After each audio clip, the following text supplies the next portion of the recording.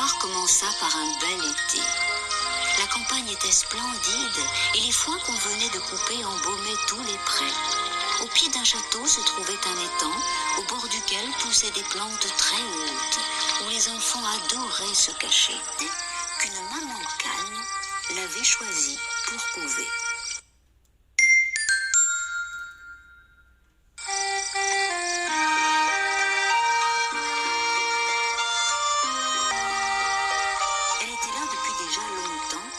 Commençait à s'ennuyer quand enfin un matin craquèrent les œufs. Les petits canetons l'un après l'autre sortirent de leur coquille, regardèrent autour d'eux en ouvrant grand les yeux. Le monde leur paraissait immense. Et vous ne voyez pas tout, leur dit la cane. Le monde s'étend bien au-delà du jardin. Mais je ne suis jamais allée si loin. Êtes-vous bien tous là, mes petits? La cane jeta un coup d'œil sous son ventre.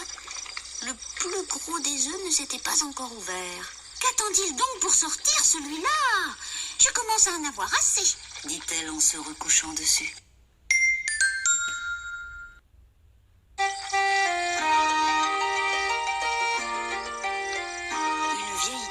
Des environs passa lui rendre visite.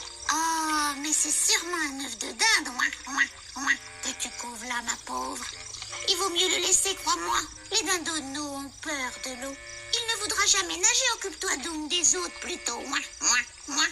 Mais la maman répondit. Maintenant que j'ai commencé, autant continuer. Il ne devrait plus tarder. Le lendemain, en effet, l'œuf se vendit et bientôt, le dernier apparut. Fit-il en sortant de sa coquille. Sa mère le regarda très étonnée. Il était beaucoup plus grand que ses frères, mais surtout, très très laid.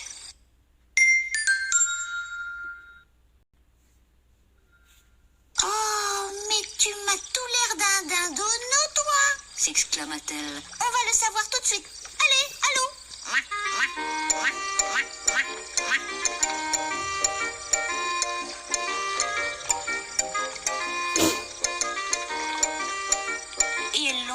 Avec ses autres petits au bord de l'étang. Tous les canetons et même le plus laid commencèrent aussitôt à nager joyeusement. Si ce n'est pas un dindonneau, alors qu'est-ce que c'est? Enfin, on verra bien. Allez les enfants, venez maintenant, que je vous présente à toute la basse-cour. Et ils trottinèrent à la queue leu-leu jusqu'à la ferme voisine.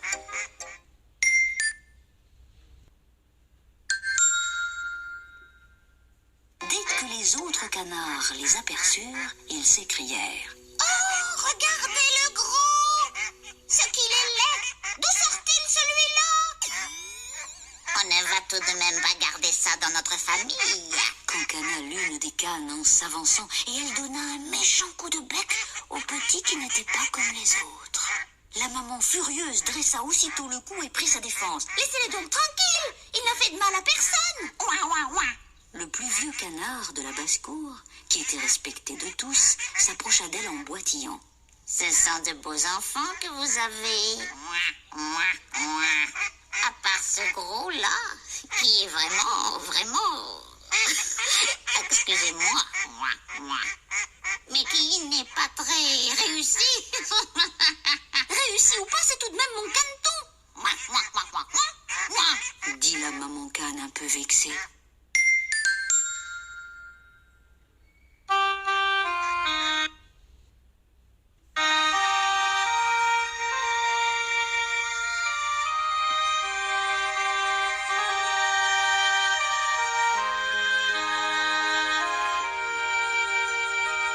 Les semaines passèrent et le vilain petit canard devint peu à peu le souffre-douleur de tous. Les poules le piquaient et le bousculaient, le dindon orgueilleux se précipitait sur lui en gonflant son jabot pour lui faire peur, les enfants de la ferme lui donnaient des coups de pied et même ses propres frères en avaient honte et voulaient le chasser. Un soir, l'un d'eux alla même jusqu'à dire « Si seulement le chat pouvait l'attraper !» En entendant cela, la mère prit à part le pauvre petit. Il vaudrait mieux pour tout le monde Que tu t'en ailles loin d'ici. Alors,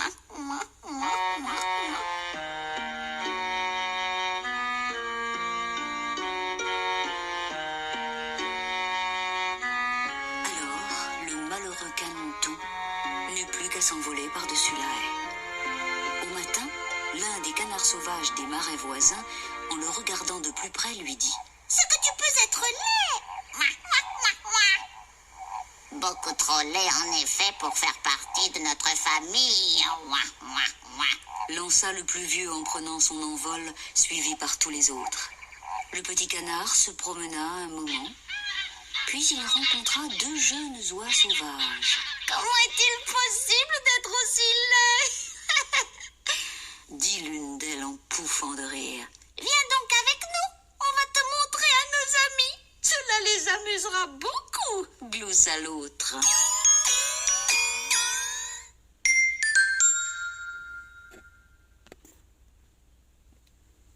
À ce moment, des coups de fusil claquèrent dans le ciel et les oies s'envolèrent fuyant de tous les côtés. C'étaient des chasseurs et leurs chiens avançaient dans les marais. Le petit canard, caché dans les roseaux, se mit la tête sous l'aile. Soudain, un chien énorme surgit. Il avait la langue pendante et de méchants yeux brillants.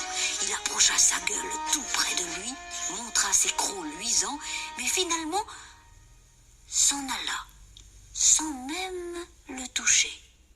Je suis si laid que même le chien ne veut pas de moi, soupira le caneton, plus désespéré que soulagé. Ce fut seulement lorsque le calme revint tout à fait qu'il se redressa et quitta le marais. Le vent s'était mis à souffler violemment et le faisait trébucher.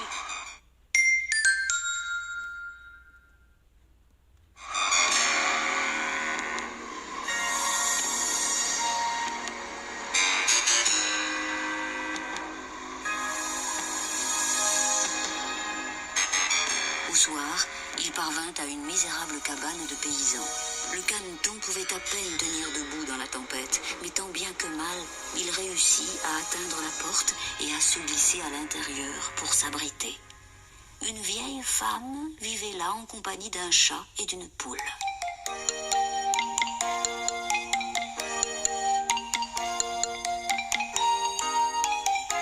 Le chat faisait le gros dos, ronronnait, la poule pondait toujours de très beaux œufs et la vieille femme les aimait tous les deux comme s'ils étaient ses enfants.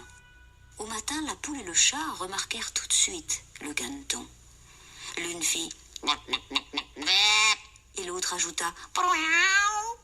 La vieille l'aperçut à son tour et s'écria: bah me v'là chanceuse! Je vais enfin avoir des œufs de canne, sauf si c'est un canard. Attends de voir.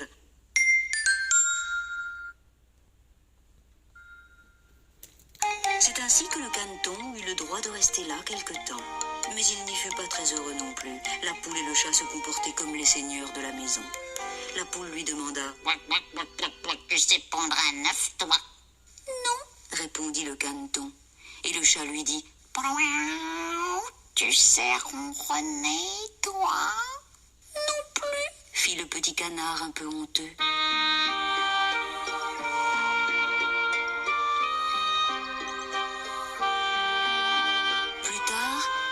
Envie de leur parler de la délicieuse sensation de nager, de barboter, de plonger.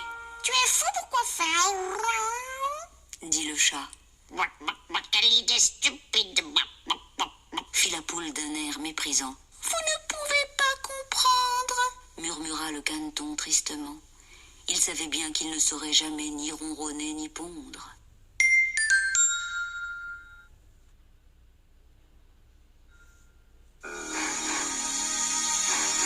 Désespéré, rejeté à nouveau, il décida de s'en aller. Bientôt, l'automne s'installa. Les feuilles jaunies tombèrent, emportées par le vent.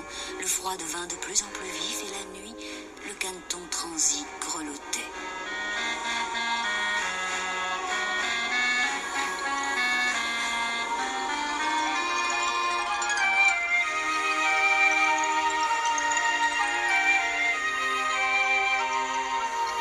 Un soir, il y eut un magnifique coucher de soleil.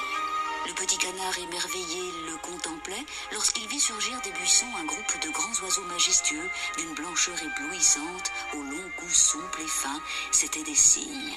Ils poussèrent leurs cris bien particuliers, déployèrent leurs ailes gracieuses et s'envolèrent vers les pays chauds, au-delà des mers.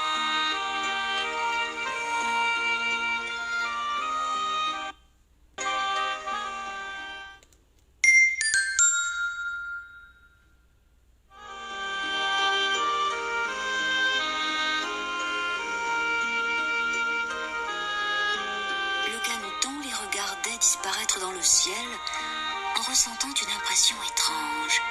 Jamais encore il n'avait éprouvé une si forte émotion et une telle attirance pour des oiseaux dont il ne connaissait même pas le nom. Soudain, un cri qui ressemblait curieusement à celui de ces cygnes lui échappa. Il en resta tout tremblant de surprise. L'hiver qui suivit fut atrocement glacial. Le pauvre canard, affamé, devait sans cesse agiter ses pattes dans l'eau pour ne pas être pris dans la glace.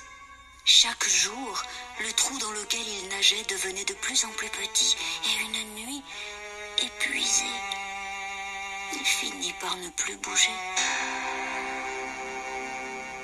Un paysan le trouva au matin tout gelé et le ramena dans sa ferme. Là, on le réchauffa, puis les enfants voulurent jouer avec lui. Mais le caneton crut qu'ils allaient encore lui faire du mal.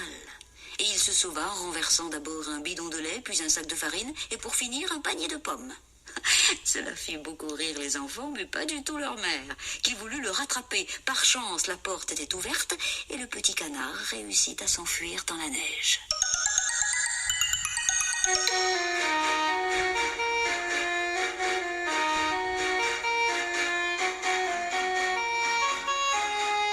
Jamais par quel miracle il survécut à cet hiver-là. Les brises enfin s'adoucirent, le soleil se montra plus fréquemment, le printemps était revenu.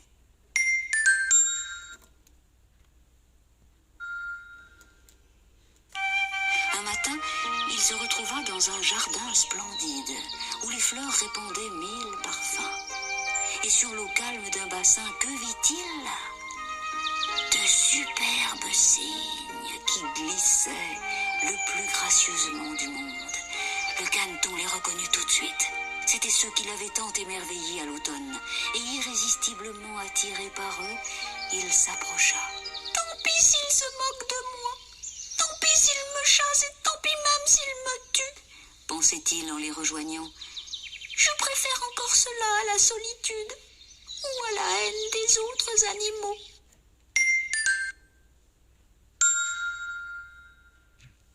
Les oiseaux merveilleux l'aperçurent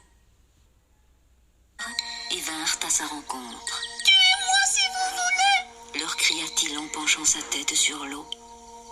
Mais quelle surprise, soudain! Son reflet n'était plus celui d'un vulgaire oiseau gris et laid, mais celui d'un beau cygne au plumage éclatant. Il ne comprit pas tout de suite que c'était